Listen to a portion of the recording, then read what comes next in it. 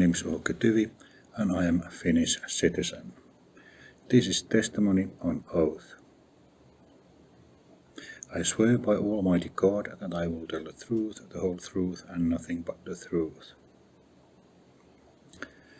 This oath-based testimony is against Finnish Police, National Bureau of Investigation, Security Police, District and State Prosecutors, representatives of Finnish District Courts, Court of Appeals, and Supreme Court.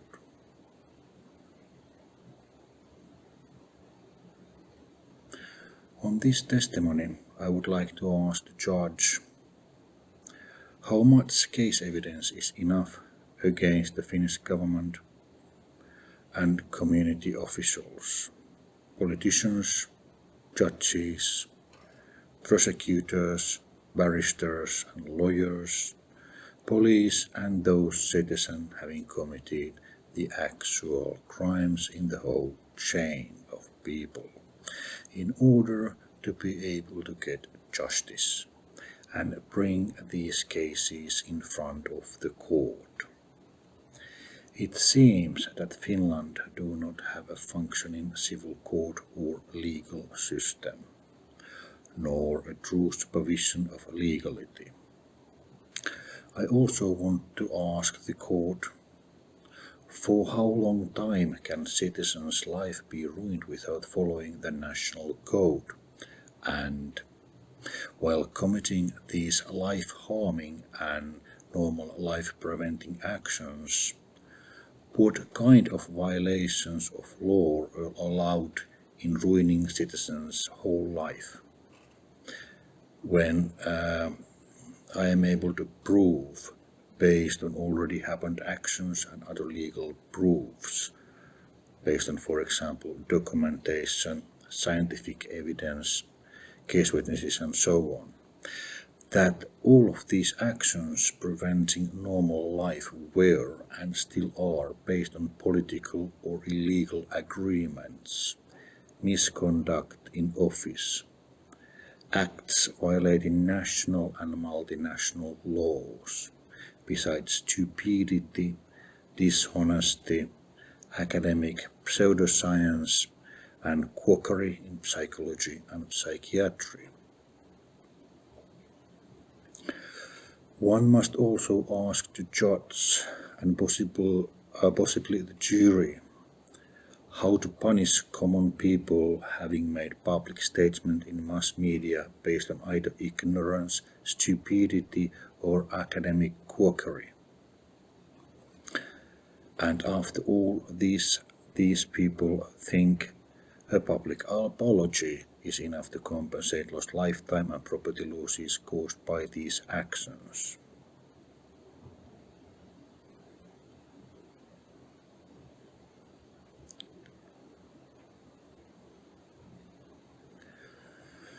Furthermore, a question needs to be answered. Who in the state of Finland has got the substitute obligation and is liable to compensate after members of the Finnish Police, the National Bureau of Investigation, also called NBI in Finland, the Security Police of Finland, Finnish public prosecutors, meaning district prosecutors, the governance prosecutors, and the Prosecutor General of Finland, supervision of legacy, which I'm referring to the Parliamentary Ombudsman and the Chancellor of Justice of the government, District Courts of Finland, Court of Appeals, for example, in Turku, Helsinki Supreme Court, Finnish Tax Administration, and State of Finland via Compensation for Damage Act has failed in this legal obligation, as well as European Human Rights Commission. In other words, who has the obligation to pay for the caused damages after the domestic and international system is either not functioning properly, is filled with people lacking either understanding and possibly making political agreements violating Finnish national and European laws.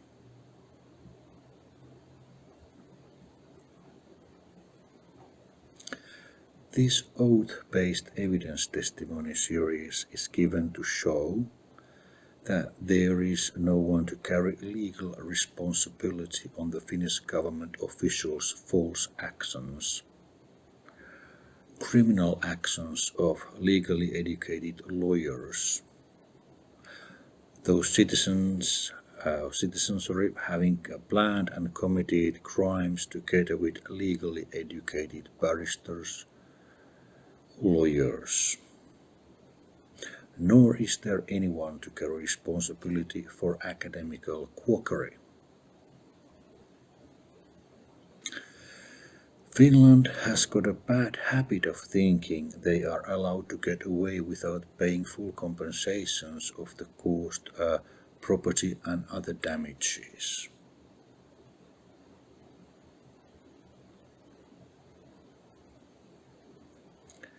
Common citizens should not be treated this way. If no one is willing to take criminal cases against police, lawyers and barristers, those claimed of having committed a crime, or generally speaking against the state of Finland, or any national bureau with adequate skills is willing to run investigations against the state, then there is no much point of running the states, as more advanced crimes never get investigated, either because of political reasons or stupidity.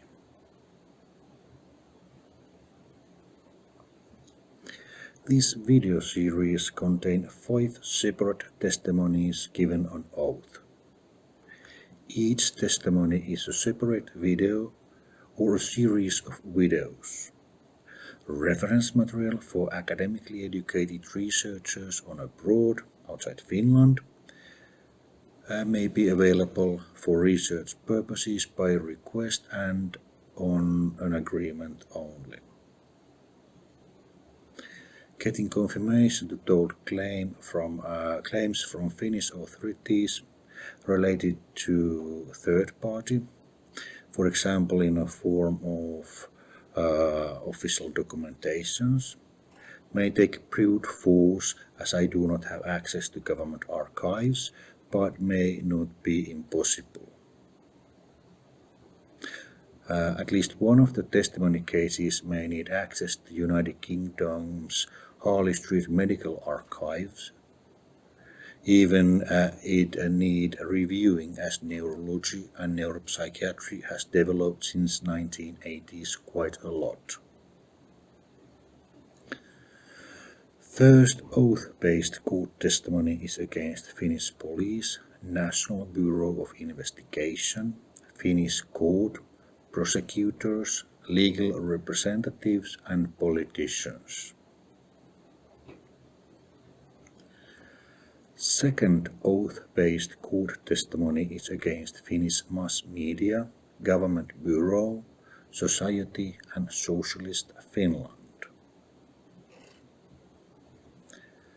Third oath-based court testimony is against Finland and those having caused issues on my 1994 International Users Week USA Conference trip and afterwards. Fourth oath-based court testimony is against Finnish psychiatry and psychology and its false actions. These false actions were corrected on abroad by competent medical practitioners.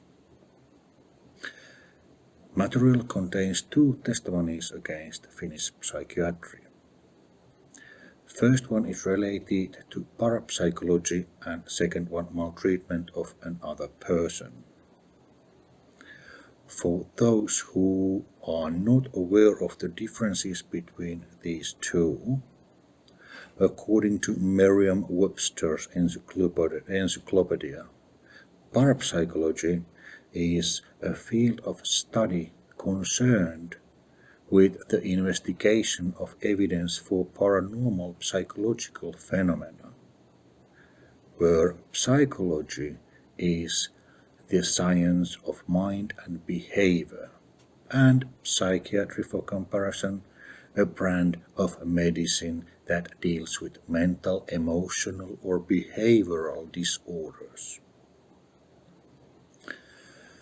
Paranormal phenomena such as telepathy, clairvoyance, and psychokinesis, given dreams or spiritualism, differ from mental disease.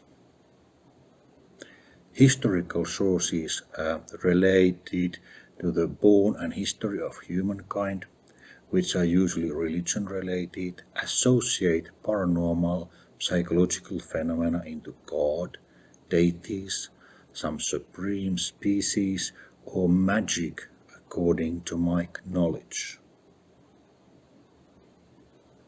So, fifth oath-based testimony is a psychological maltreatment case, a quackery, that was committed by Finnish Psychology and Psychiatry, after which the patient was re-diagnosed at Harley Street, United Kingdom.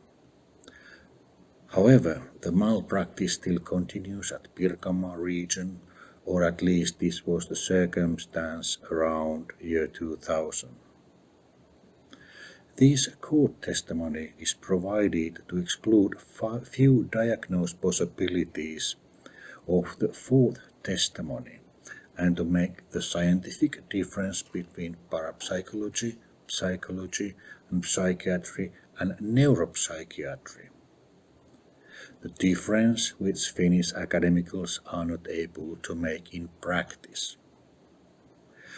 This last oath-based testimony also reveals the fact that in some Finnish hospitals were practiced quackery also based on foreign medicine. Fourth testimony together with the third one proves together with the fifth that this quackery were still ongoing fact in the same province of Häme and possibly is still being practiced. University in this province is known for its left-wing ideology and close relations to Soviet Union and Russia ideologies. This video is aimed for members of foreign courts, international courts, and researchers for academic research, to psychologists, psychiatrists, parapsychologists, neurologists, physicists, archaeologists, theosophists, theologians, and other academically educated interested in United Kingdom and worldwide, plus members of APA in United States of America. Common people are requested to think over the testimonies, as they belong to the risk group of being victims like the witness. As common lack academic protection against these kind academicals, but usually have better common sense and understand art of living differently. This is the first testimony against Finnish Police, National Bureau of Investigation, Finnish court, prosecutors, legal representatives, politicians, and those citizens having violated several laws, according to my understanding. Testimony is given on an oath for the court outside Finland in order to apply asylum status for immigration and lost property return via foreign court or courts, i.e. non-Finnish court and legal system or via international courts.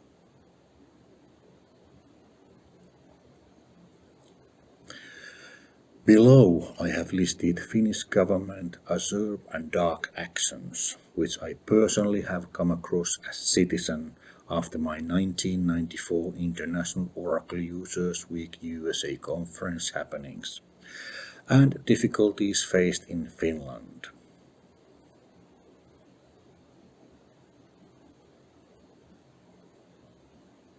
Afterwards trip, and which I have found out from the public sources like articles, literature, press and other media, or which I have come across while making complaints by requests to another citizen.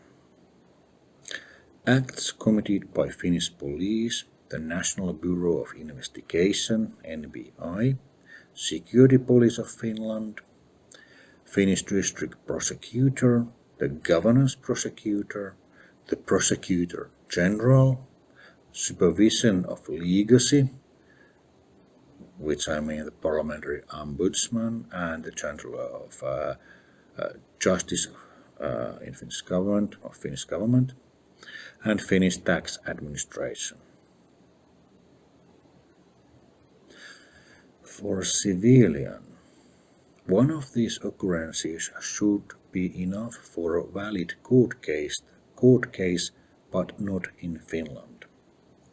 In total, I have made an estimate over 100 investigation requests and reports of an offence or a crime.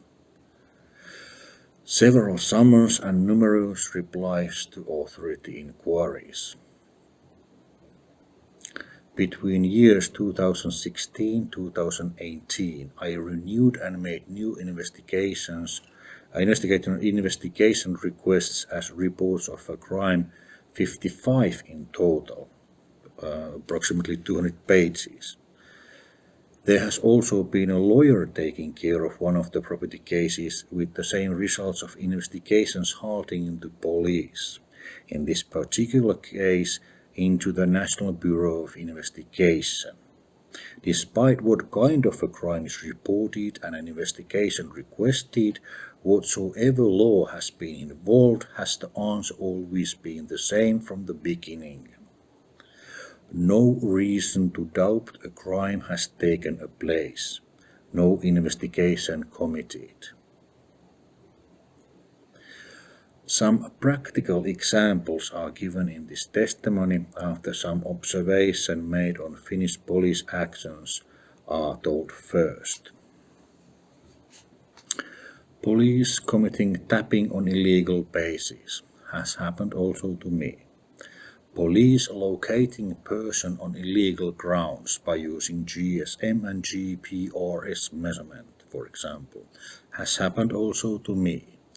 Police committing electronic surveillance tapping on illegal basis to a personal home has happened also to me. Police committing illicit viewing to a person's home has happened also to me. Police committing physical disturbance has happened also to me. Police committing physical scaring has happened also to me. Police or other security person following and shadowing on a legal basis on a broad trip has happened also to me, and I suspect the person was police. This happened while I was visiting a European Commission of Human Rights. Police committing illegal snooping on university library on loaned and read books. I overheard when this was requested by the police. Police prohibiting the freedom of a written word or speech on happened things to come true has happened also to me. Mudslinging via public media, police in charge of controlling media according to law has happened also to me. Allowing property to be ruined for silencing purposes, police not inspecting crimes in other words, has happened also to me. Screening snail mail and postal delivery seizure from international courts has happened also to me. At least I suspect this has been the case because it's been systematic and twice and several times. Setting up crime scenes or attempting to set up the scene to make non-guilty person a criminal has happened to me. also. Police not solving out old boy networks, association connections, etc. on property crime cases has happened also to me. Police not solving out possible homicides, killings, offences of life or suspects of such acts taking place has happened also to me. Committing illegal house search on a security camera attached property. That's how they get caught in the first place. This has not happened to me, but this has happened to ex-NATO soldier who moved to the same city, had problems. There was a city called Valkeakoski at the time. Police not running a proper criminal investigation or granting executive assistance on noteworthy property crimes has happened also to me. Spreading false rumors or disinformation from door to door in the neighborhood has happened also to me. Police possibly blacklisted people not allowed in mass media. I doubt that this has happened to me. Police possibly blacklisting people not welcome to government posts. There are doubts, and I think this might have happened to me. As a security police, for example, is in charge of writing credibility statements into government posts, and they lack academic understanding. Police recruiting people to work as a spy from immigrating foreigners on illegal basis. As a return, a person gets a nationality and government post based on article not happened to me. Neglecting the supervision of legacy. I think this has happened to me. Of course, it has to be reviewed. Neglecting prosecuting on crimes. I believe this has happened to me based on the case evidence. Conflicting police, district court and prosecutor statements in such a way that cases does not make any progress. Court demands police investigation on criminal cases. Police states no doubt that crime has taken place, and prosecutor asks to apply directly into the district court. This formula has been used against me several times, even there has been case evidences to bring in front of court the cases. Blocking complaints routes of legal appeals has happened also to me. Police having advised researchers neglecting their obligations to inform citizens about possible hazards in their field of science on citizens do not need to know everything basis, based on heard researcher rumor. Mining international courts with ex-police legal staff like prosecutors. In such cases where a civilian lawyer should be nominated to this post to guarantee legal rights. Has happened also to me. European Commission on Human Rights, ex-police prosecutor. International political treaties preventing domestic or international laws to apply. Doubts that the SDP and CIA is working on these cases and mutual agreements in Finland. About state crimes, continuous disturbance of personal privacy and life by placing unnecessary information request in performance on official's duty. Giving official judgment clauses without any real word or happening relevance as a sitting judge. Once I did a production of evidence and plea of innocence. Has happened to me also. Prosecuting based on false bases. Yes, for example, Päivi Räsänen's case in Finland. Direct acts supporting Russia and USA, even it would mean violating the laws. There are doubts that this has happened. Furthermore, continuing state crimes, accused state crimes. Referencing to a single case in a multiple case has happened to me. I have a reason to believe that's the case. Academically narrow-minded judgments making deliberate financial damage. Yes, I think this has happened to me. I have reason to believe based on the evidence. Academically educated people neglecting laws by making agreements on someone else's matters and properties against property owners' benefit. Faulty agreements, yes, by doing the decisions on others' property. I think this has happened to me also. Applying rush administration in handling cases. Yes, for example, criminal acts based on charge law. Direct academically proved idiotism. People usually understand, correct their mistakes. Well, Finns don't seem to. Political appointments to office. Yes, this is a fact based on sources.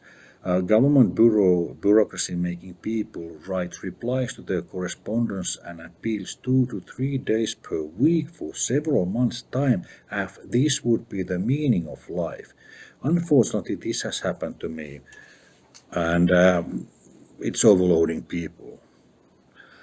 Government offices and ministries giving falsified statements nationally and internationally in an appeal cases. Yes, I think this has happened to me also, because mass media spreads the word all over. Referring to this short list of general observations based on specific case evidences I told, it makes pretty clear why I no longer trust to the Finnish Police, the National Bureau of Investigation, NBI, the Security Police of Finland, the District and Governance Prosecutors of Finland, the Prosecutor General of Finland, Prosecutors General of Finland, the Supervision of Legacy of Finland, i.e. the Parliamentary Ombudsman and the Chancellor of Justice of our government, the Finnish Tax Administration or the Finnish military, unfortunately. According to the proofs, one can no longer trust to the Finnish state officials' ability to conduct criminal investigations, manage things, interpret law, and make proper judgments. Even more severe observation is the fact of even solicitor or lawyer being able to start a proper criminal investigation, but it seems to halt to the police as well. Other deductible results are trivial as the consequences. I'm worried as both capitalists and socialists are morally ruined in Finland, based on political books and articles written about these people and crimes committed by politicians. At least based on published books, news, and Wikipedia pages. Some political ruling attempts have caused scandals, like Pirkkala school experiment, which aimed turning the Finnish educational system into Marxists by swapping the educational material based on school books used in the Soviet Union. This brainwash and manipulation example was by far based on Michael Wechter's book Brainwash, Study on Behavior Control, the book that I read on my teenage years, fortunately and by accident.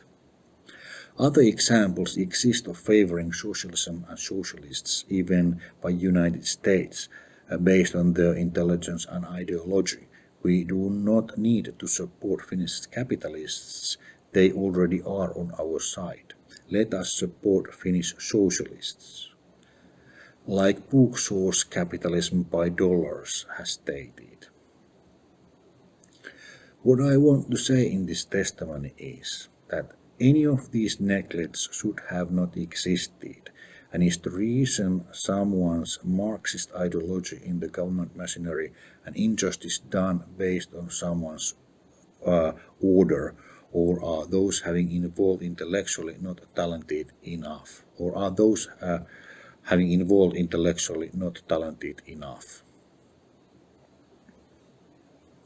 Finnish civil servants and politicians are known for their despotism, and anyone entering into Finland should face the fact of being under government's adaptation program. Because this nation needs new people not aware of the real facts on how this nation operates. Those aware of the state actions have said no more. Finland seems to follow the same procedures than other socialist nations, ruining selectively some people's lives and explaining these as individual cases or single cases. As I am not a lawyer or a solicitor, may some terminology and meanings vary in minor extent to theirs.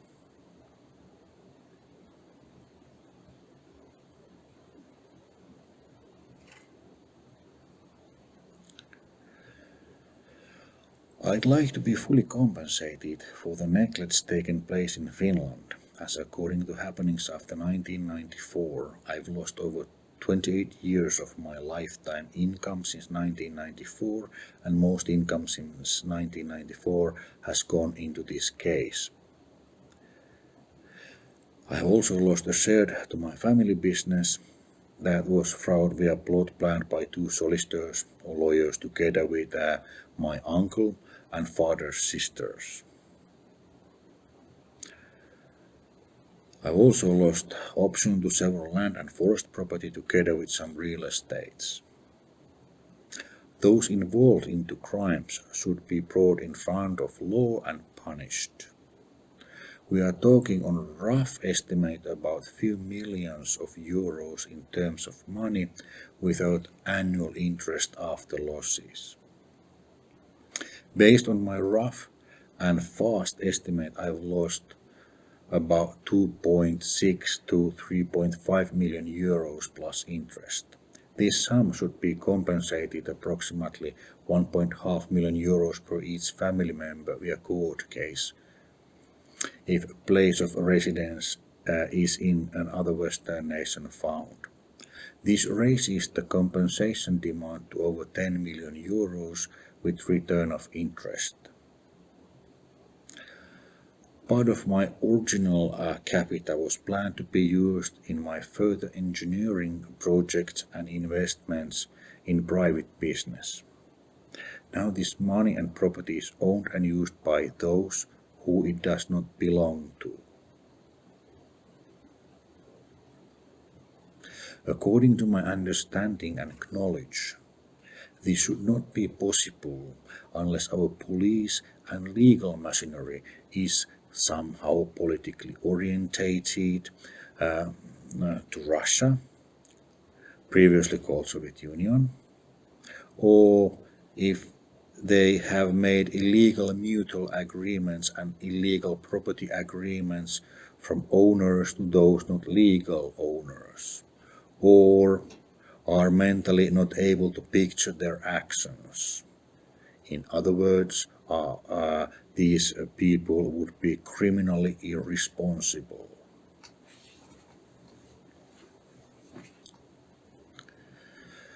Some example cases of violations and crimes that police of Finland do not consider as a crime or worth of investigating. Stealing a firearm is not a crime.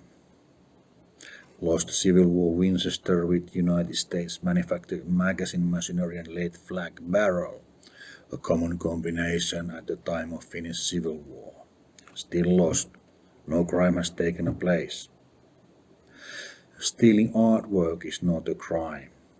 My mother used to work in a place where all artists came to sell to the community, so she could also pick up special art for herself. Still lost. Stealing someone's virtual is not a crime. Still lost and not returned. Stealing military passport and plate is not a crime. Still lost.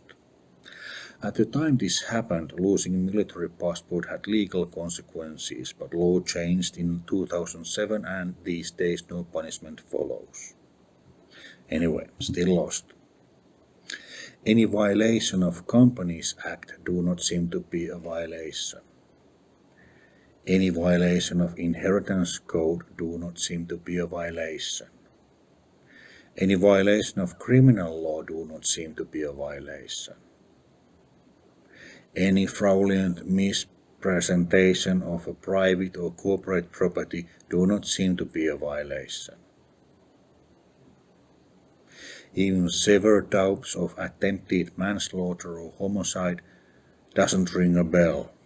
No crime has taken place, no investigation committed. In fact, any violation of laws I come across do not seem to be a violation. At least not in those cases I have come across. File a report and investigation request, try to apply in front of district court or ask prosecutors to prosecute based on evidence and case witnesses. Practice has shown Violations of any Finnish law does not have any legal consequences, as the material addresses to international courts and university researchers is able to prove.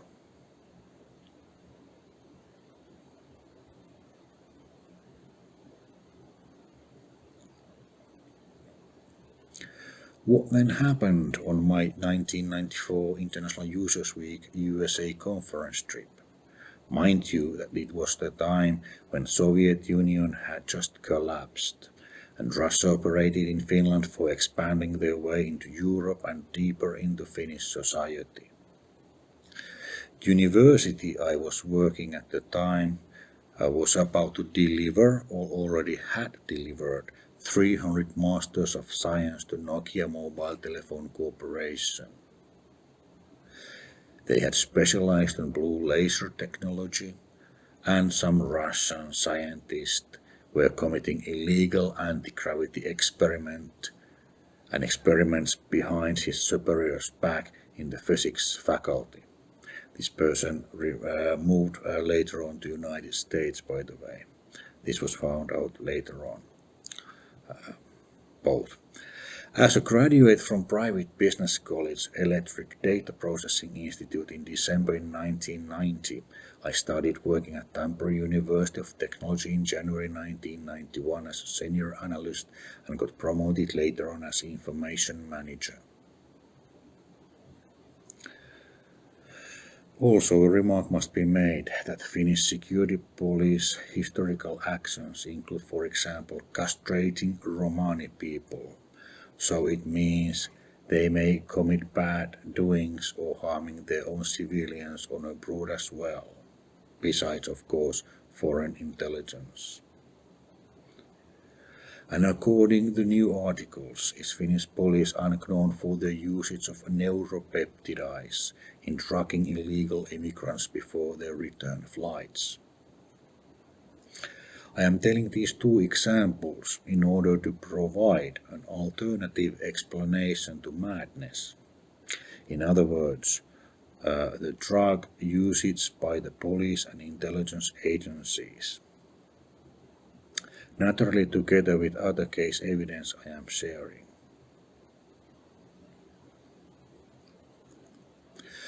Let us start from the point after which everything in Finland have been functioning in reverse. In 1994, on my USA SFO IOUW Conference trip, I woke up at the middle of the night in a dark room in a sitting position, looking a red glowing spot or beam going back and forth on my right cupidity, as I suddenly went unconscious. I do not mix wake up and sleep stages. Nor do I mix up dreams and real life. This happened during the conference week. In the evening I had gone into bed in my hotel room at Beresford Arms Corner Suite. I think it was room 609, if I remember the room number correctly. Before this occurrence, I remember someone talking in pure Finnish explaining how good these model lasers are these days and how careful one has to be, as it is so easy to cut through the hole in the head. This was before I was questioned in a dark room. I also heard some kind of sound from an equipment that seemed to operate in pulses. I was asked several questions by male and female persons, Afro-Americans and white, which I found surprising, as because at the time I didn't know any Afro-Americans, since in those days they were rare in Finland. I do also remember feeling of a hot and warm spots around my head. I was also asked several times to count two numbers together and tell the answer. I stopped to obey at the point I understood the circumstances are getting somehow dangerous. Last thing I remember telling in the Inquisition was, I do not want to die, I'm gifted, I am about to get married next summer. I want to have children and raise my family. So this all happened before I noticed of being in a sitting position, and it could not have been dream, as I make the difference between sleep and awake states. I also remember that I went into bed in the previous night, in my room. Somehow I must have been drugged at the time or otherwise influenced by something. As I was not in a normal state of mind, in the meaning of being capable to think clearly, like stand up and switch the lights on into the room, as I would have normally done. I especially do remember in the end a question asked from me, would you like to know what this is all about? And I remember answering in this abnormal state of mind and body, no, it is better not to know, and I do not want to know what this is all about. There are also fuzzy images in this uncontrolled state of someone having asked, would I like to participate to some kind of an experiment?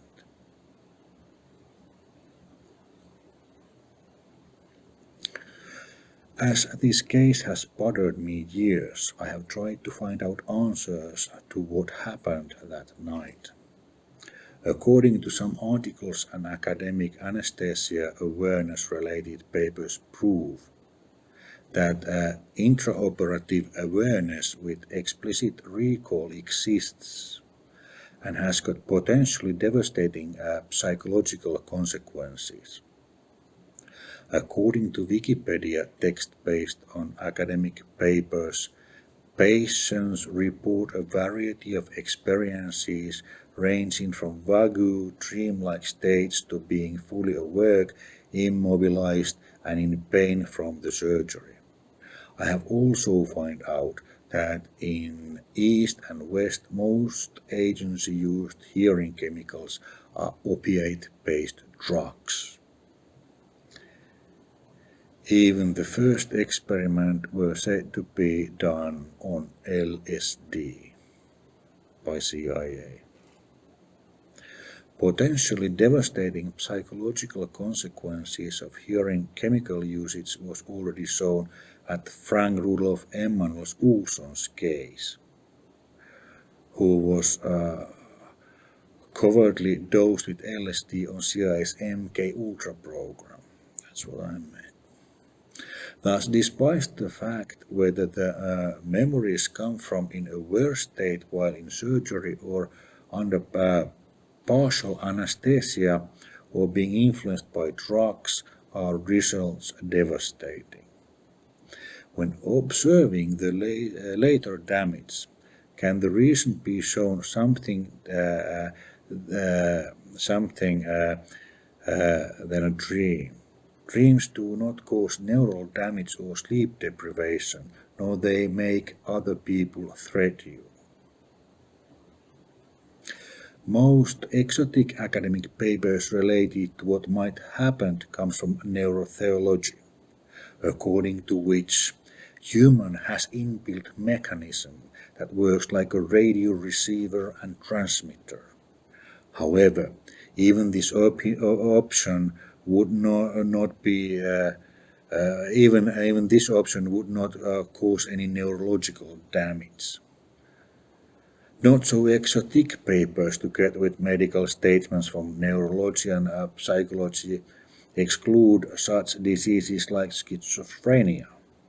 If this is any help to those hearing this statement on oath.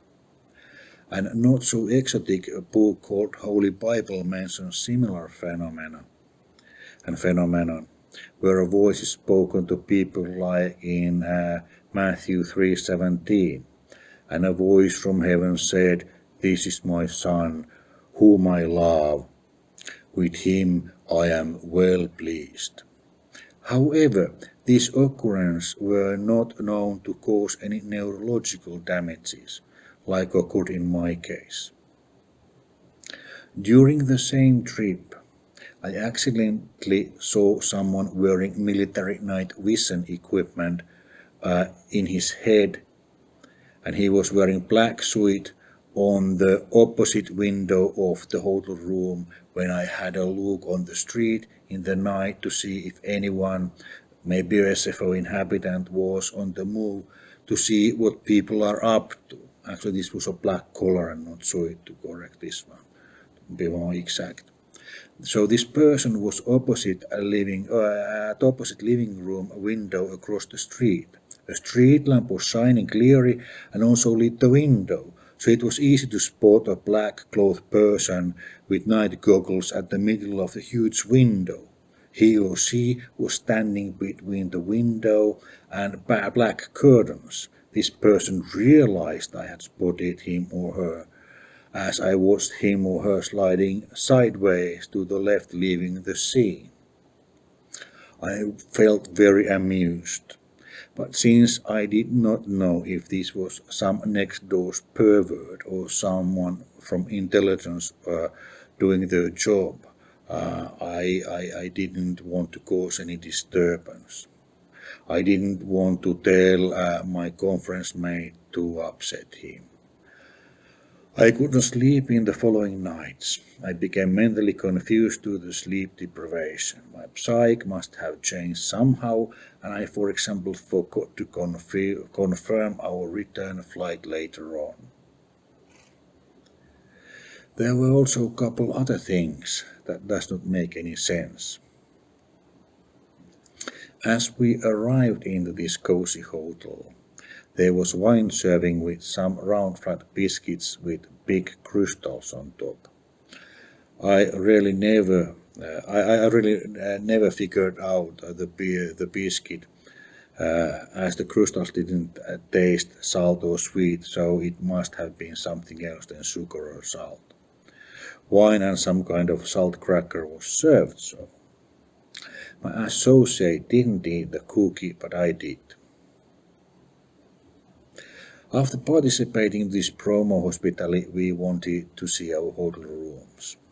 In the lobby, I asked if there was an elevator, since I and my colleague didn't want to carry our luggage at the stairs. The porter downstairs at the lobby said, "No, we do not have an elevator." However, later on during the same week, when I had to assist my colleague from the taxi into the hotel room, an elevator had appeared to the same spot at the lobby, where previously it had not existed. The porter was the same person than earlier on. Where did this elevator had come from? From nothing. Second weird and unexplainable thing happened to me as I was walking at the corridor where our rooms were located. When we were walking towards our room, my colleague was walking few steps behind me as I sensed some kind of waves, like some magnetic or gravity waves, similar to waves when a drop hits a steady water surface. I have not been able to explain this. This happened when we arrived at the hotel and went to our room. There was an elder woman entering her room on the right side of the corridor while we were approaching our room. I remember saluting her as we have a custom saluting elder people in Finland. After our return back to the home, I somehow kicked the bucket as I arrived. This happened 24 hours leaving from United States. Now I'm referring to NATO's article references referring to Mr. Snowden and to the fact that the United States can kill in such a way the person dies in the shower or after it in the next morning he has been targeted based on texts. But why would United States bother to kill innocent civilian like me? Or was this something else? So, after having returned back to Finland from the conference by airplane, I took a train from Helsinki into Tampere and walked into my downtown home from Tampere railway station. As I entered my park apartment's hall, I noticed my thoughts were suddenly jammed and a sentence was running in a loop. I stuck. This lasted for 10 or 20 seconds. After having a sip of lemonade from kitchen's fridge, I put my suitcase aside and took a shower. After shower, I noticed bitings in several parts on top of my head, or feeling of biting. After drying myself, I went to living room and sat into my Chesterfield chair. Then suddenly I felt a deep pain, like someone had stabbed or fastened long nails into several locations on top of my head. I didn't feel well. I went into bedroom to rest in the bed. Last thing I remember clearly was hearing strong ventilation noise, like a short wind coming from the bedroom's ventilation channel, which had never happened before in this apartment. I must have rested for a while, possibly even were sleeping for a while. I remember thinking, I'm not feeling good, I may kick the bucket. Later on, I decided to go outside, even I was not feeling good.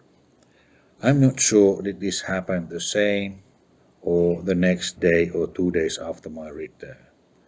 However, as I stepped outside the door, two men wearing long grey jackets placed a spoken threat to me outside my park residence. Be quiet about the case. Also, my personal computer, IBM PS280, had been broken during my conference trip or just after my return because it worked just fine before the trip. Of course, there's a slight possibility that it was broken else, but considering everything else.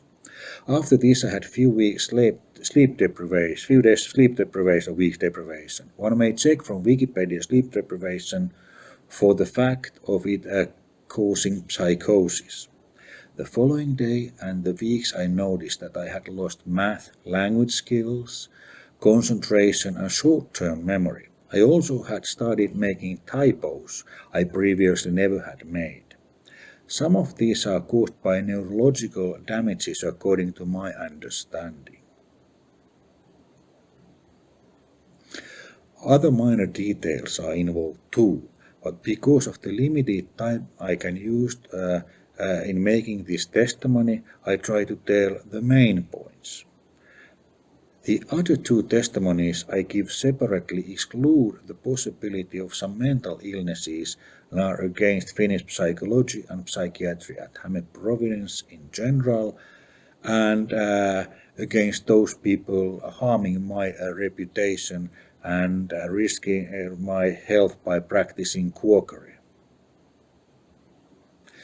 According to my academic understanding, based on the happened things and proofs, I would have been treated as vegetable if I had believed Finnish psychologists and psychiatrists from Tampere instead of rejecting their quackery, locating specialists abroad and finding out things by myself on medical research from medical research papers, articles, books and videos. Unfortunately, we all cannot be operative level workers, as these issues must be on a higher priority for humankind's sake, and looking into complex cases takes expertise on several academic fields. And these cases do not have room for political medicine. Unfortunately, not a single Finnish academically educated has shared the same passion on the case than I have. I have only been able to find support and research papers mainly from foreign universities. Even common people seem to be more aware of these things compared to Finnish academically educated scribes.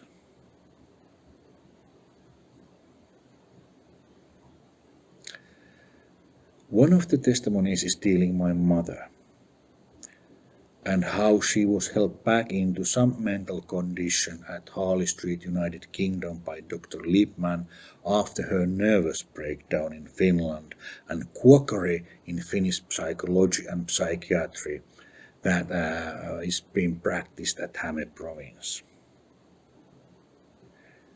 There is a strong doubt that Finnish psychology and psychiatry has got political scope close to Russian medicine and dogmas. Since the University of Tampere has got strong red history and Häme province is known for scandals like Pirkanmaa's a Marxist school experiment aiming to start using Soviet Union's books in education.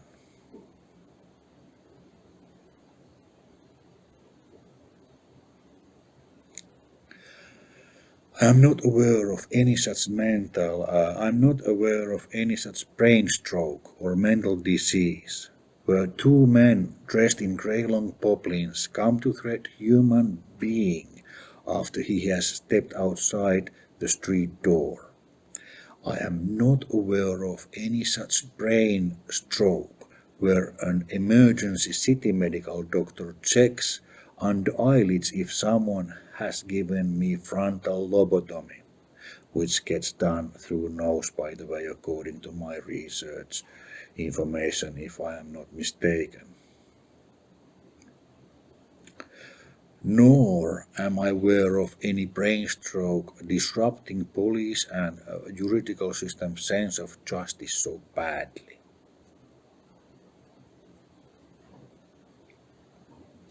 In 1994, I was engaged to my common law wife, Satu Hyökki, who engaged with public statement on December 25th in 1986. She was a Karelian evacuee under original Russian name Hyökki and had taken her academic degree at Tampere University. She was working as a Russia translator and a secretary in Finnish companies committing trade to Soviet Union and Russia. Her decision was to break her promise on marriage after 1994 happenings.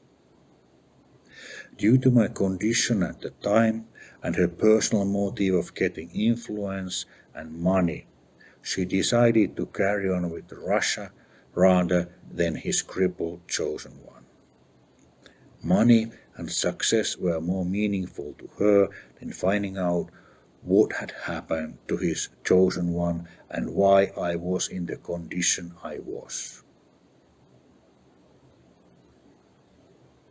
My current wife, who has stood beside me in all life circumstances and supported me in so many ways,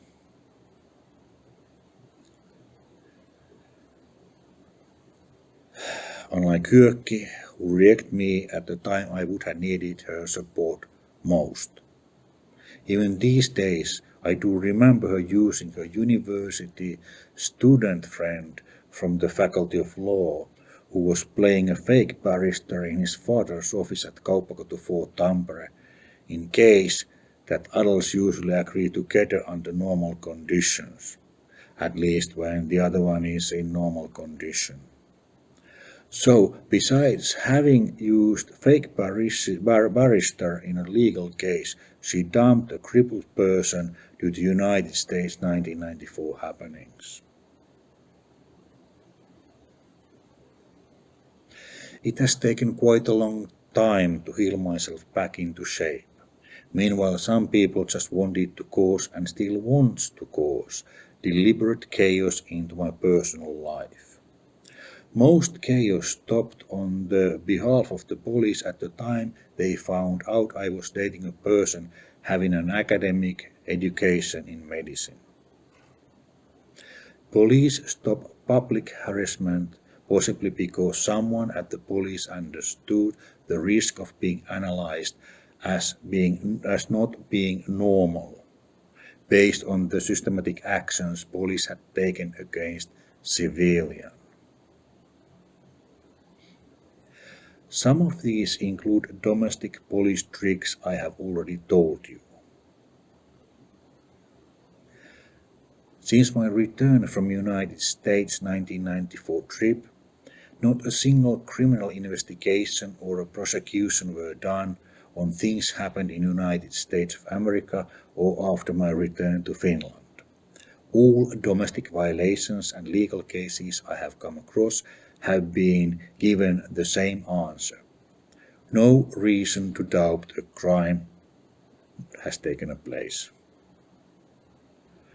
Which means that possibly almost every single section of law in Finnish laws have failed. My first legal act in this case was an application addressed to my local Toijala District Court.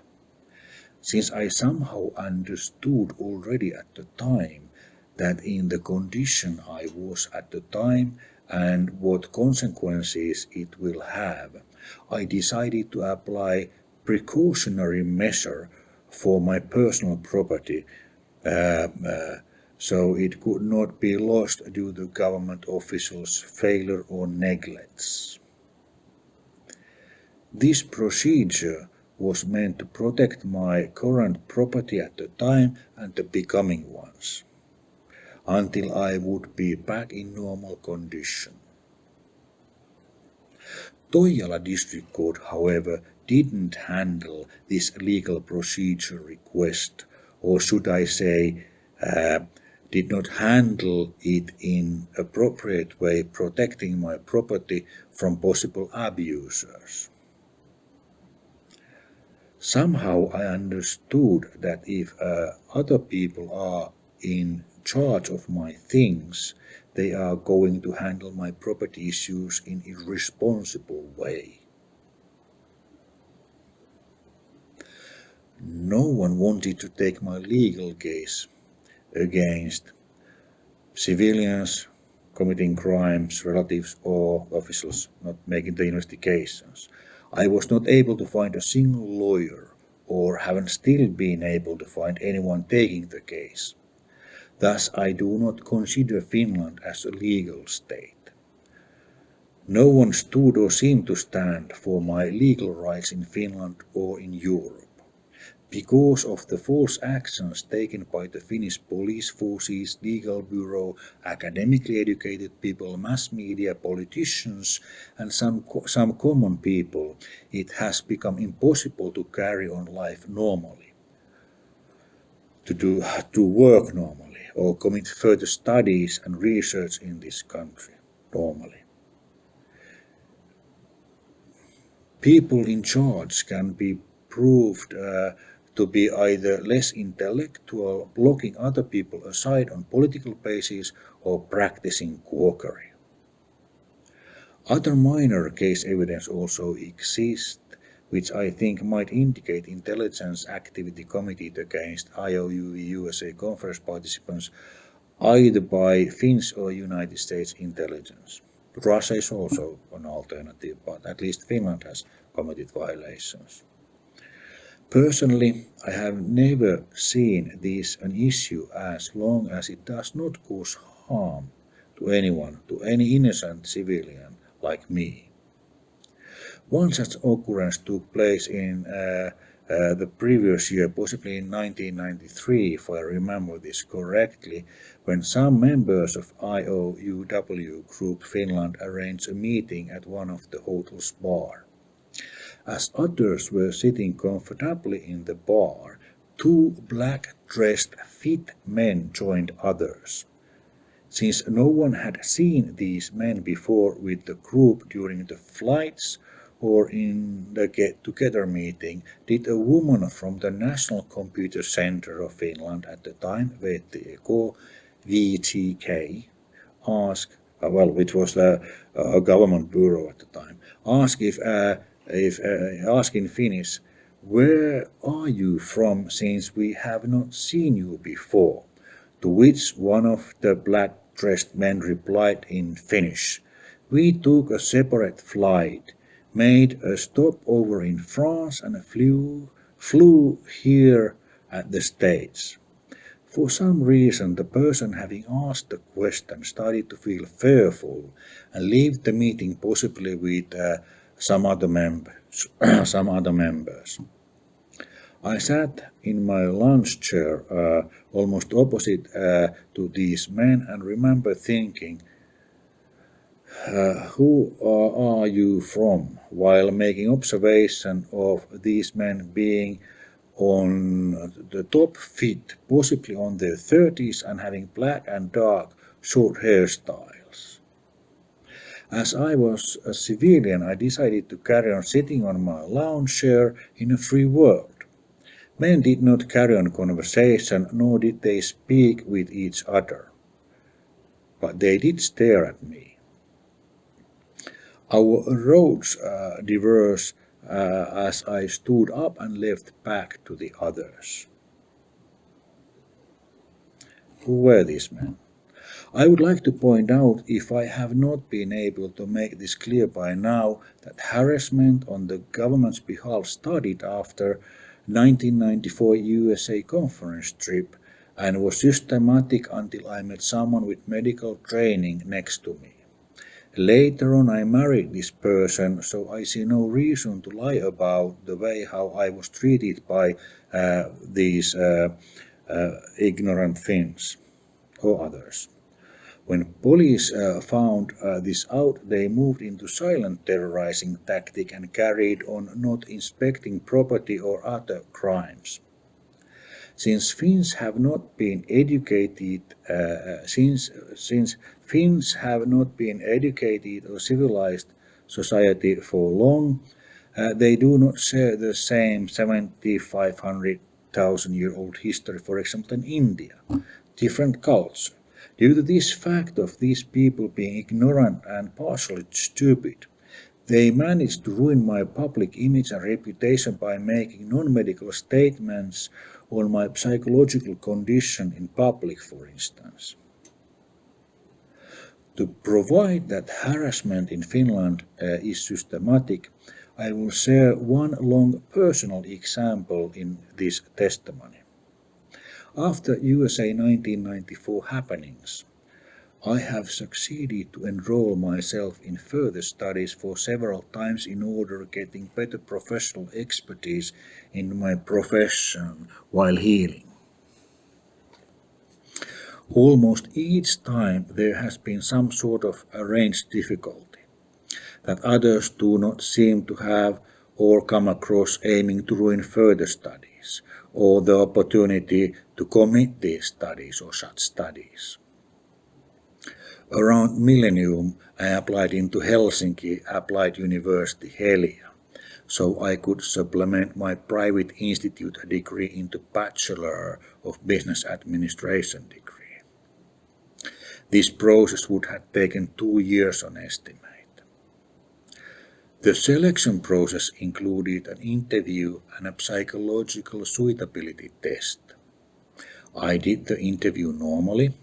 When applicants were waiting outside the exam room for the psychological suitability test, I joined them waiting for someone to enter and calling all participants into the class. Slightly over middle-aged woman entered, explained the procedure and started calling persons into the classroom from A to Z. Since my last name starts with T, I had plenty of time to wait silently my turn. I simply sat next to the window like some of the other and waited until my name was called. Then I entered the classroom normally. I did not cause any harm or disturbance to anyone, and my pure innocent intention was to fill in the test form to carry on my life. I entered normally the classroom by passing the caller at the door like the other participants. Before I was able to take my seat, I was shouted by the caller, presumably a woman psychologist in charge of the suitability test supervision. The person who had previously just called us by name into the class at the door. She shouted something like, "Get out of here! Get out of this class!" This was the message and style it was told. I was slightly shocked, turned towards the door and asked this woman in normal voice, "What have I done and what is the reason for the removal? Why I cannot participate the suitability test?" The woman carried on shouting the same sentence with a commanding voice. I had already understood at this point of having lost my student place to someone else, as I had become a victim of Finnish despotism and possibly a guinea pig of some psychological experiment. No one else interfered what happened and what was going on. Some people in the class seemed surprised and some amused. I was forced to leave the room without any valid psychological grounds. I realized on someone having done deliberate damage for me by abusing her position. This extra-juridical action caused 5 years damage to my scientific career and life, which I can prove by dumping this kind of which I proved by dumping this kind of business education and moved into engineering instead. It took me about 7 years to get my bachelor's degree. 7 minus 2 years is the damage resulting 5 years. But this is not all there is on this case. As this psychologist had lost her control, that should not happen as a teacher and especially if a psychologist. Was I put on trial by the public prosecutor one-sided after having calmed down this hysteric woman after she had closed the door to the class? This is a typical example of professional damage caused in socialist Finland to someone. To put things into some scale, killing someone in Finland would mean 7 years sentence, 3.5 with a good behavior. And I got 5 extra year studies instead of 2 because I participated in the psychological suitability test and met someone practicing despotism. Wrong and ill-minded word must have been spread around on my reputation after 1994 thing. Or maybe something else. Several other examples exist. One such is, for example, deliberate ruining attempts of a study place by prolonging official decisions. Currently, I have been waiting for official decisions almost 9 months related to my university studies in Helsinki University. During this waiting time, I have no or very limited options to start my own business, work for someone else, commit my further studies, or practically do anything. I were not in this situation if Finland would have allowed me to testify in front of court and done the criminal investigation properly. I would be fully able to support myself and my family and practice my mental talents.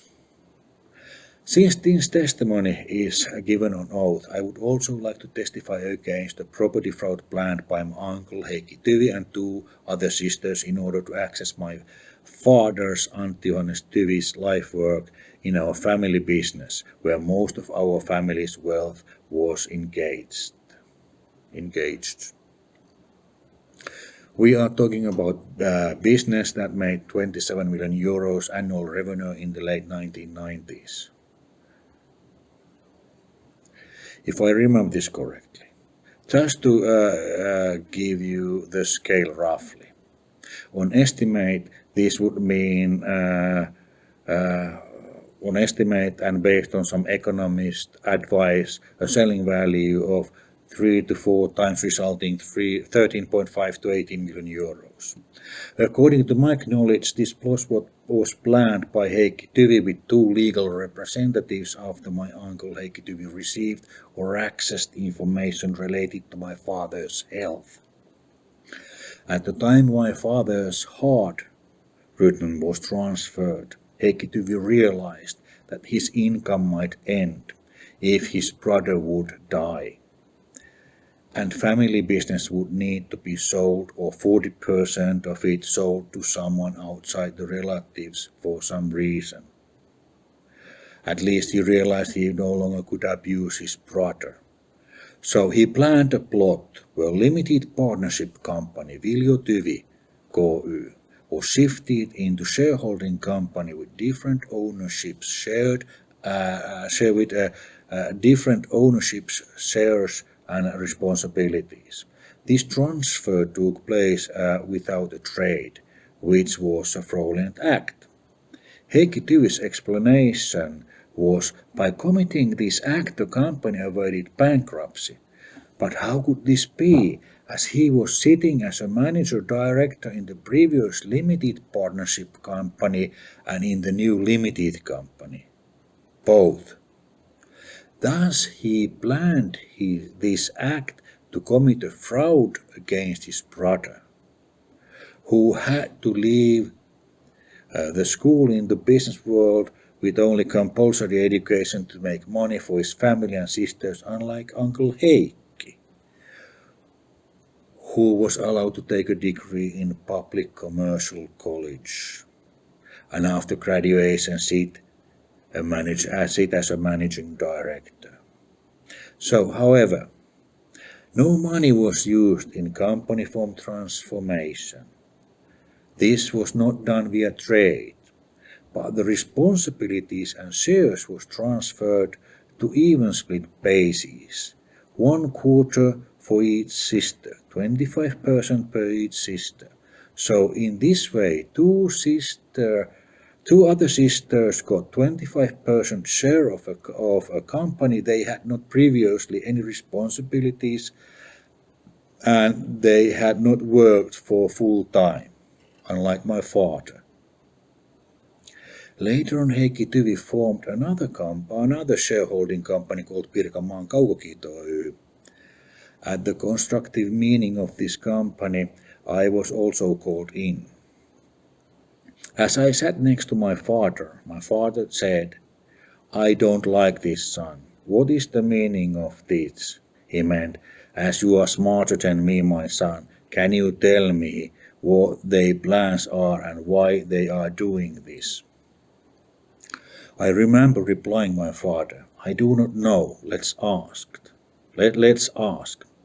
And I asked father's brother Heikki Tyvi, "What is the meaning of this other company, and is this newly formed shareholding company related to any way to the other family companies or corporations or whatsoever business?"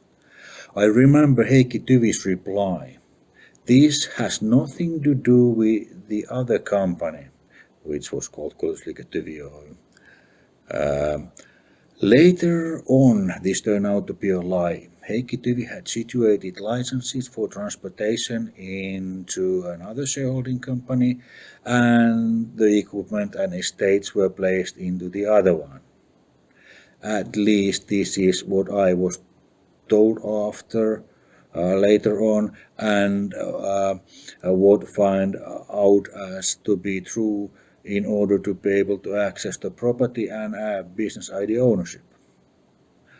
Both shareholding companies broad shareholding companies act in such a way that no stocks were printed, shareholding register was not allowed to be seen or confirmed, payments of dividends were partially missing, in unclear situation of corporate ownership aimed issues of new shares was released, and meanwhile the property ownership was unclear, new shareholders was allowed to join.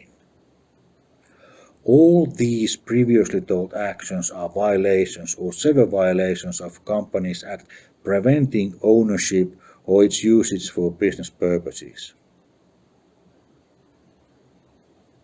Saddest thing about losing my father's and mother's share of the family business was, however, the Chamber of Commerce Act, Helsinki Chamber of Commerce.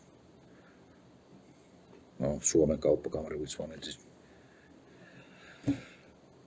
Well, on their advice, a middleman was nominated, a professor from Helsinki University Faculty of Law, who sold the shares even there was a criminal case against the other owners and corporations. This was a severe violation of law, and several violations of law has taken place. All violations were filed report of an offence or crime and an investigation request to the National Bureau of Investigations with the same answer. No reason to doubt the crime has taken place. This was a fraudulent act planned and committed by Heikki Tyvi, which I have been able to bring in front of court. I haven't been able to bring in front of court, except this one, because of the actions of Finnish police, legal system, prosecutors, and lawyers not taking a legal case. Later on, as I was representing my father and mother in my father's parents' joint owner of common property against the other sisters, Jaakko Tyvi, Heikki Tyvi, and Leena Miekka, who were also shareholders of family business, I was told before the actual meeting by Heikki Tyvi, at present of other sisters, Jaakko, one sister spouse Aimo, and the lawyer Listo Koukkula, that I guarantee that you are left nothing in this distribution of inheritance. These were the words of Heikki Tyvi. Besides this, the executor of the distribution of an estate ordered by the Toijala District Court, Tapio Kantola, made several mistakes in the distribution of estate, and his acts were against the law of inheritance and preliminary decisions made by the Supreme Court. He did not sell, for example, the whole property, as we did not agree the inheritance. Surety bonds are still missing, and easements to benefit a piece of real estate wasn't established. Senior lawyer Tapio Kantola was also a freemasonry like Heikki Tyvi. According to happened things, observations, case witnesses, scientific evidence, I think there are some evidence to show that these people have not carried their scientific, legal, or political responsibility. For this reason, I want my case in front of court, new nationality, and compensations to be paid. I have a family to support, a research work to continue. Those in Finland seem to think an apology is enough for ruining someone's life, future, income, and property.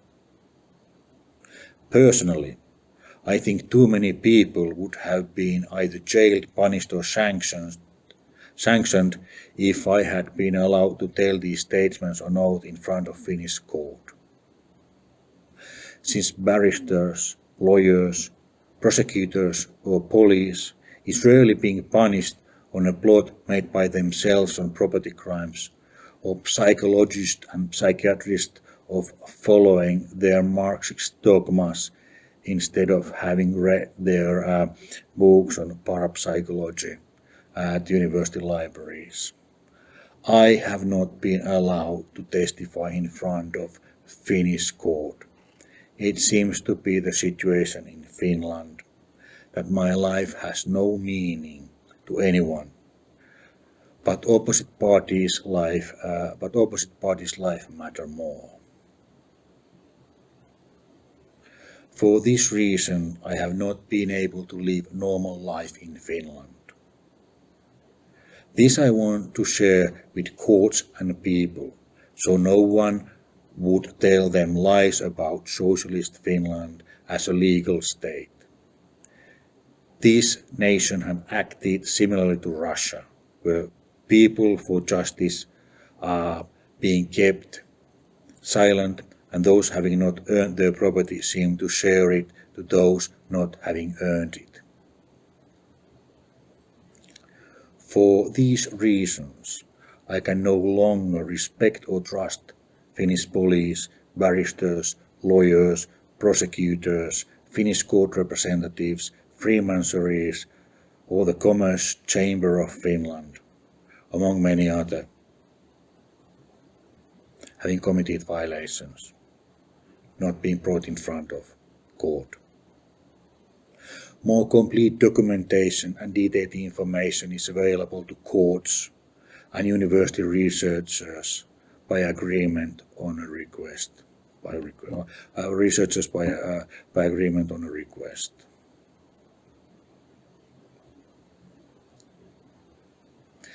I would like to point out some facts on Finnish police investigation methods and attitude.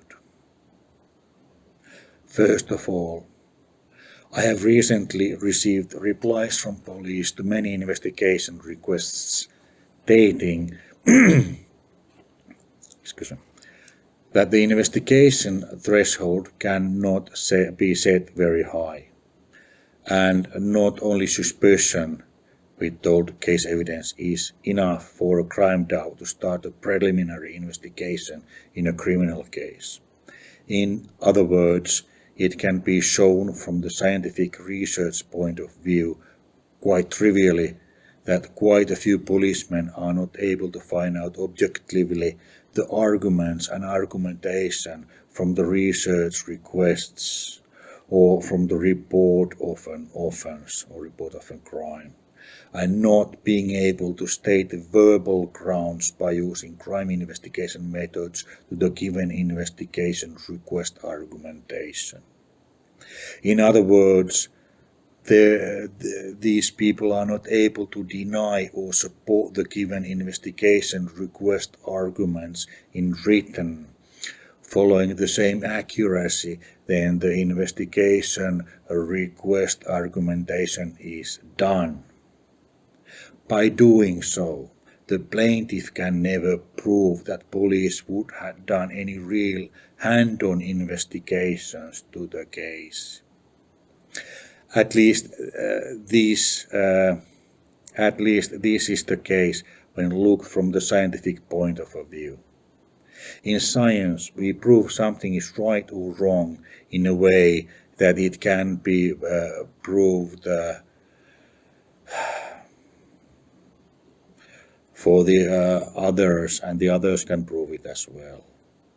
We simply cannot just write something without a valid proofs indicating that this really is the case, and the statement is not only my opinion, but a scientific fact. Most of all, I'm astonished of this, as Finnish criminal law functions opposite to the Western laws, and it is based on Russia's criminal laws at Tsar's time. The criminal law is constructed and based on a doubt, or a reasonable doubt of a crime, instead of a crime already having taken place with case evidence. Finnish police do not accept cases with doubts of a crime, doubts with a reasonable doubt of a crime with evidence or without. Moreover, they do not seem to accept cases with case witnesses or other case evidence of cases where crime has already taken place. And the whole chain where crimes has already taken place and can be proved trivially being the case. If there are any other ways to tell this to police, court, lawyers, prosecutors and judges, then I would also like to know it.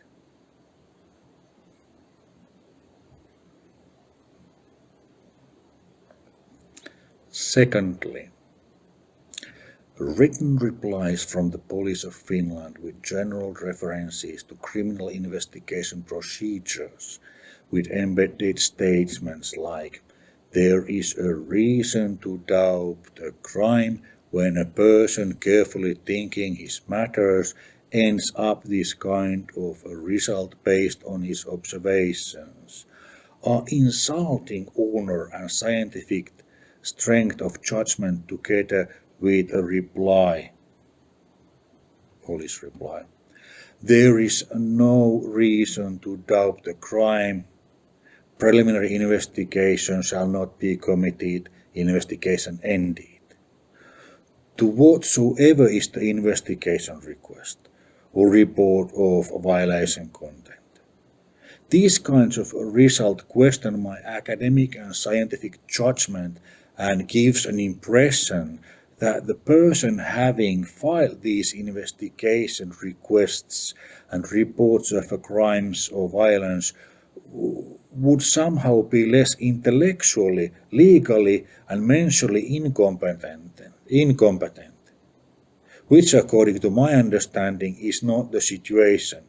Even I may not be genius and understand everything, but I do understand if I own something and it has been stolen, for example. Some of the investigation requests were dealing violation of the rights of ownership. Thirdly, police strength of judgment, deliberative ability is not complete when it comes to knowing the laws, which usually requires university degree together with practical expertise. Usually legal experts have specialized into their own legal segment, when police do not usually take care of actual legal assignments or juridical tasks requiring university degree and license. My fourth reasoning is that police authority or a prosecutor do not possess any juridical power, which belong to courts and judges serving. On this basis, police is at least 2 steps downwards from jurisdiction, and police expertise cannot be seen as legally valid or even competent. Since Police of Finland has been granted the right to run criminal investigations, can they cause massive damage to their owners by not doing the investigations as it should be done, or by neglecting the investigations, as according to the Finnish laws are the same police individual having committed the negligence also subjectively investigating his own mistakes after his subjective investigations. This leaves a legal gap in the law allowing police to commit political frauds, allow investigation to be ruined because of ignorance, stupidity, or some other motive. Fifth reasoning says that answers police has provided in their replies has no disproving of argumentation, nor proving inquiry argumentation by criminal investigation methods or scientific methods. Grounds are not given in their replies at requested argumentation level with the investigation results and evidence. From scientific point of view, action taken by the police can be held as a joke, where according to my understanding, those not related to someone's property ownership or problems are allowed to play with them on political and other grounds without even committing their work. During the last 28 years, I have been dealing with the Finnish police, observing their actions and ability to carry responsibility. A clear picture of a police has developed into my mind, where police is not able to or willing to do hands-on work in solving crimes. Sixth rationale is that police authority has not been able to make difference between subjectiveness and objectiveness. First, authority has appealed to investigation requesters' subjectiveness on their replies, after which the requester, meaning I, have told these people, i.e. police, that there is no subjectiveness without objectiveness. After this, the police authority has tried to climb above the investigating requester again by appealing to objectiveness. Seventh argument states that replies from police do not make any common sense.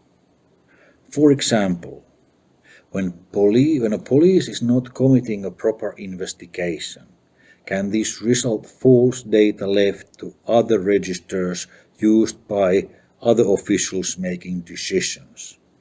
For example, when I placed general data protection regulation-based request to correct false data from one of the government's registers, the official didn't take any action making the correction. When a report of a crime or offense, an investigation request was filed, was the police reply same as usual? There is no reason to doubt the crime would have taken place. Investigation terminated, without any preliminary or real investigation.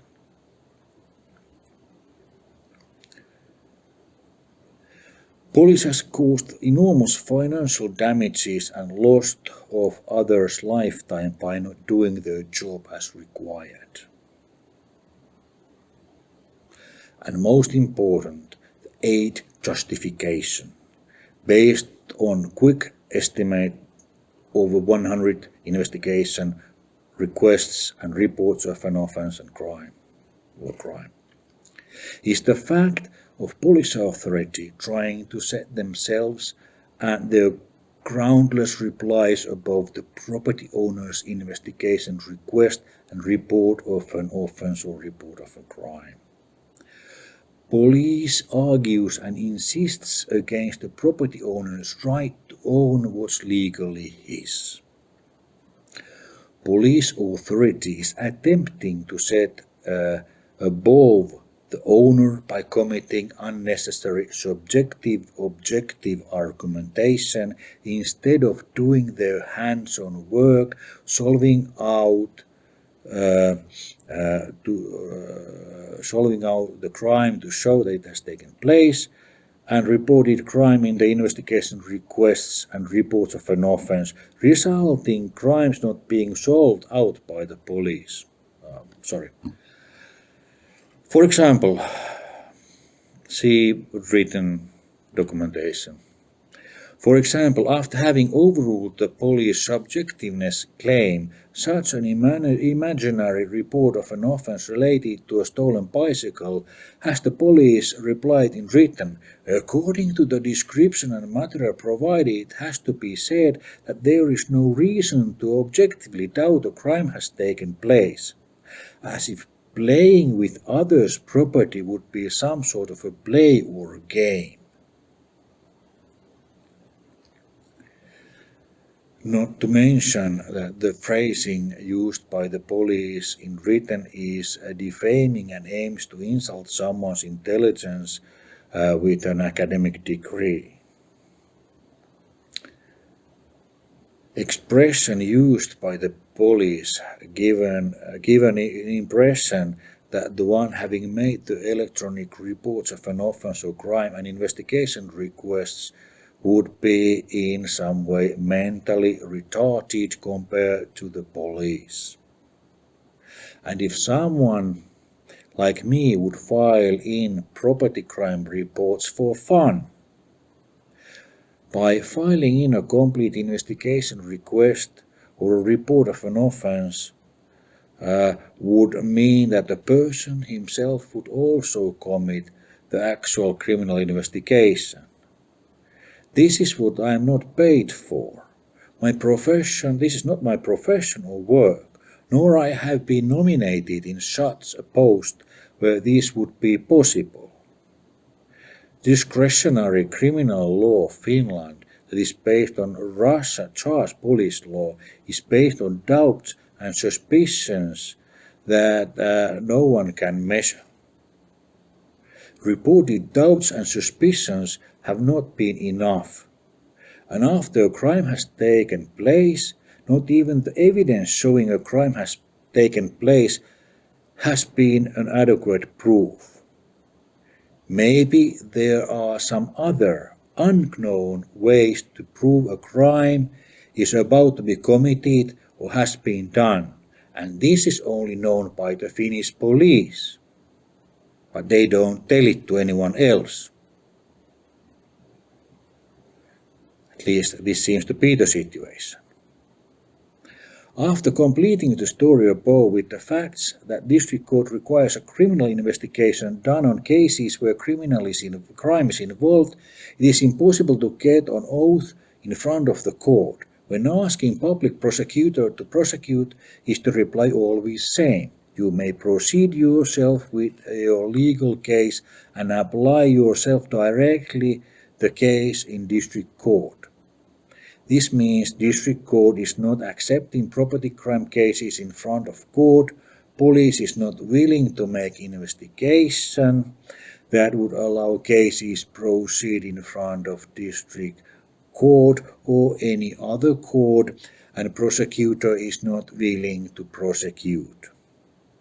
Police, district courts and prosecutors have blocked property crimes or any other crimes to be brought in front of court by using a solution where instructions and results jam the case outside legal system. And there are doubts with some evidence to show that Finland would be preventing these cases proceeding in front of international courts as well.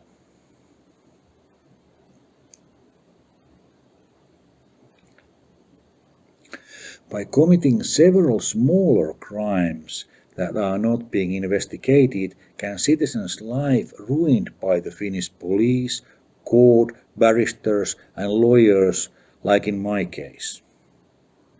It should be pretty obvious that by using this formula, those involved are able to benefit others' work and property.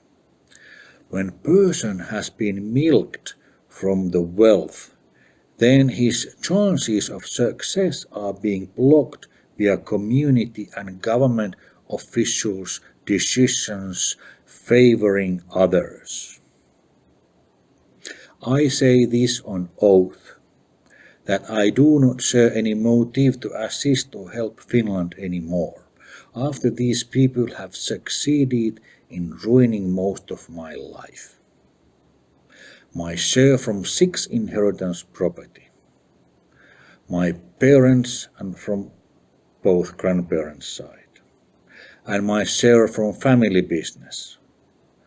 They have ruined my mother's life using quackery in medicine. They almost ruined my life using quackery in medicine and law together with police malpractice.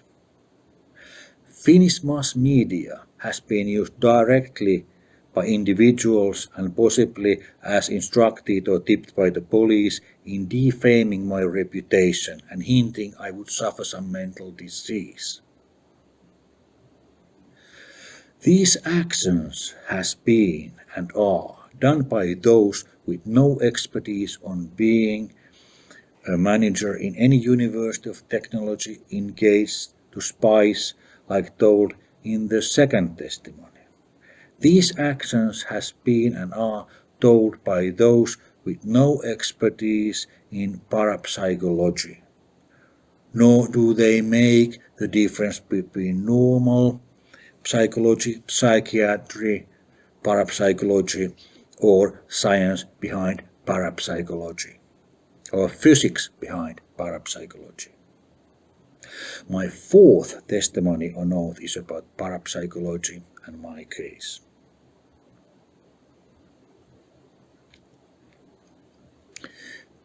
This testimony contained first, second, and third testimonies on oath. Even the second testimony needs to be implemented with Finnish censorship practiced in mass media, among few other evidences or evidence providing that our nation has been directed to please Soviet Union and Russia later on. Finnish censorship has also prevented common people telling about their difficulties and the true influence Russia have in Finland. Some Finns are allowed to live wealthy life as socialists and communists, whereas others are being forced to live poor life on illegal basis via police and legal system in socialist Finland. While some in our communities are allowed to join academically educated education with full salary, others are shifted aside on a political basis and their property deprived away, at least according to my opinion and on my mind, and based on case evidence.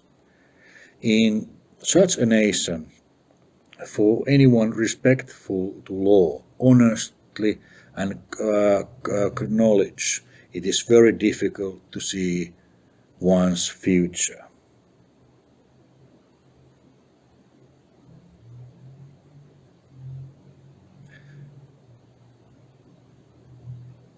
Amen. End of testimony. Thank you for watching and listening.